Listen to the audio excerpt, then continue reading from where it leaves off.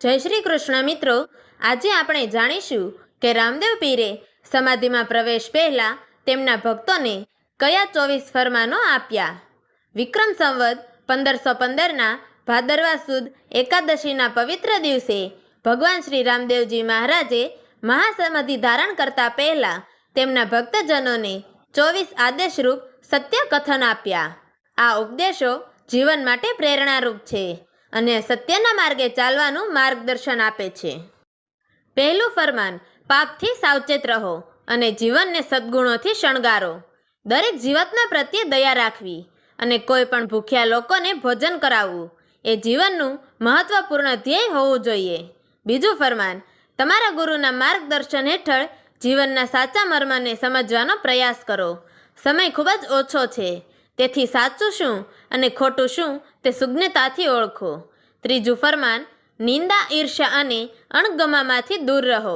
દુશ્મનાવટથી દૂર રહી ભક્તિ અને ઉપાસનામાં રુચિ લાવો. પૂજા પાઠના સમારંભમાં શ્રદ્ધાથી જોડાઈ જવું. ચોથું ફરમાન, આત્મજ્ઞાન પ્રાપ્ત કરવા માટે તમારે પહેલાં ગુરુની શરણાગતિ કરવી પડશે. સર્વશક્તિમાન પર અનન્ય શ્રદ્ધા રાખો, જે તમને હંમેશા સાચા માર્ગ પર રાખશે. પાંચમું ફરમાન, જો કોઈ શારીરિક રૂપે ભક્તિમાં તલ્લીન દેખાય પણ હૃદય શૂન્ય હોય તો એવી વ્યક્તિ સદગુરુ વિના ભટકતો મનુષ્ય ગણાય. છઠ્ઠું ફરમાન, સત્ય ધર્મનું મહત્વ સમજવું અને અનુસરવું એ સૌથી મહાન સેવા છે. ઇન્દ્રિય પ્રેરિત તૃષ્ણા અને સંસારી આસક્તિઓનો ત્યાગ કરો. સાતમું ફરમાન, જે ભક્તો વિનમ્ર, દયાળુ અને સિદ્ધાંતો પ્રત્યે પ્રામાણિક છે અને સુશીલ જીવન જીવે છે તેઓ જ મારા હૃદયની નિકટ છે. આઠમું ફરમાન, પવિત્ર જીવન જીવવા માટે માતા પિતા, ગુરુજનની સેવા કરવી તથા મહેમાનોનું સન્માન કરવું અનિવાર્ય છે. નવમું ફરમાન, દિવસની શુભ શરૂઆત માટે વહેલા ઉઠીને સ્વચ્છતા પછી પ્રભુનું સ્મરણ કરવું જરૂરી છે. દસમું ફરમાન, પ્રભુની ભક્તિમાં તલ્લીન થવા માટે સ્વસ્થ અને શાંત મનથી ધ્યાન કરવું અનિવાર્ય છે. ઇન્દ્રિયો પર નિયંત્રણ રાખીને આત્મજ્ઞાન પ્રાપ્ત કરી શકાય. 11મું ફરમાન, સાચી સમજ મેળવવા માટે મોહ માયાથી દૂર રહો. ગૌરવ અને અહંકાર ત્યજવો, કારણ કે અંતે માત્ર મૃત્યુ જ સત્ય છે. 12મું ફરમાન, આવક અનુસાર જીવન જીવવું અને ખોટી મહત્વાકાંક્ષાથી દૂર રહેવું જ સુખદાયી છે. 13મું ફરમાન, સત્કર્મો દ્વારા પવિત્ર વિચારધારા વિકસિત કરો અને પરમાત્મા પર પૂર્ણ શ્રદ્ધા રાખી નિર્ભય જીવન જીવો. 14મું ફરમાન, ગરીબોની ભલાઈ માટે હંમેશા પ્રયત્નશીલ રહો. તમારું હૃદય હંમેશા સહાનુભૂતિ અને દયાભાવથી ભરેલું હોવું જોઈએ. 15મું ફરમાન, સાચા ભક્તો નિસ્વાર્થ, નિષ્પક્ષ અને નિષ્ઠાવાન હોય છે. તેઓ મારા વચનોમાં પૂર્ણ શ્રદ્ધા ધરાવે છે.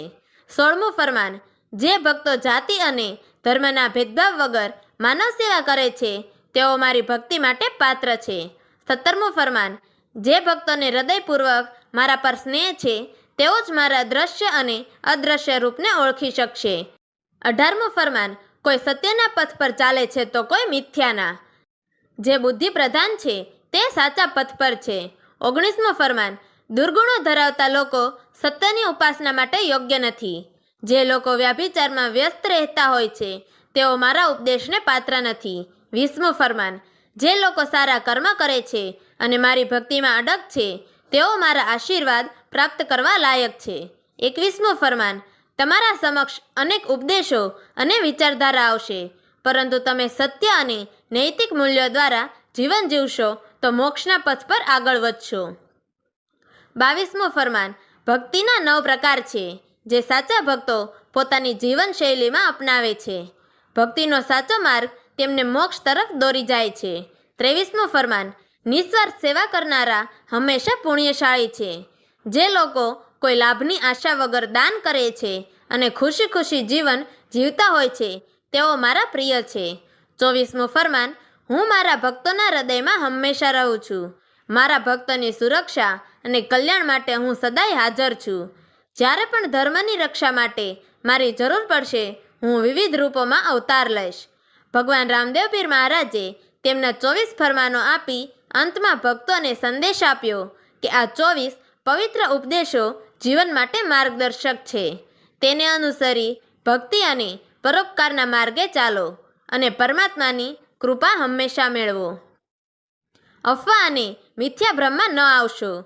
નિત્ય શિવ તત્વનું સ્મરણ કરજો અને પરમ તેજસ્વી પ્રકાશમાં સંપૂર્ણ શ્રદ્ધા રાખજો. જે મારા આ 24 આજ્ઞાઓનું પાલન કરશે તે જ મારો ખરો શરણાગત ભક્ત ગણાશે. જો શુદ્ધ હૃદયથી મને નિષ્ઠાપૂર્વક યાદ કરશો તો હું તરત જ પ્રગટ થઈશ.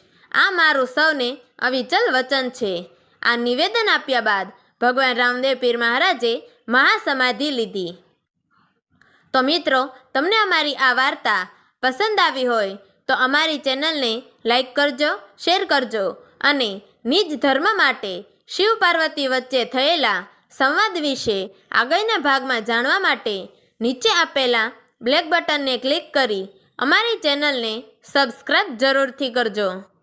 તો મિત્રો, અમારી આ વાર્તાને છેલ્લે સુધી સાંભળવા માટે તમારો ખૂબ ખૂબ ધન્યવાદ. જય શ્રી કૃષ્ણ. હર હર મહાદેવ.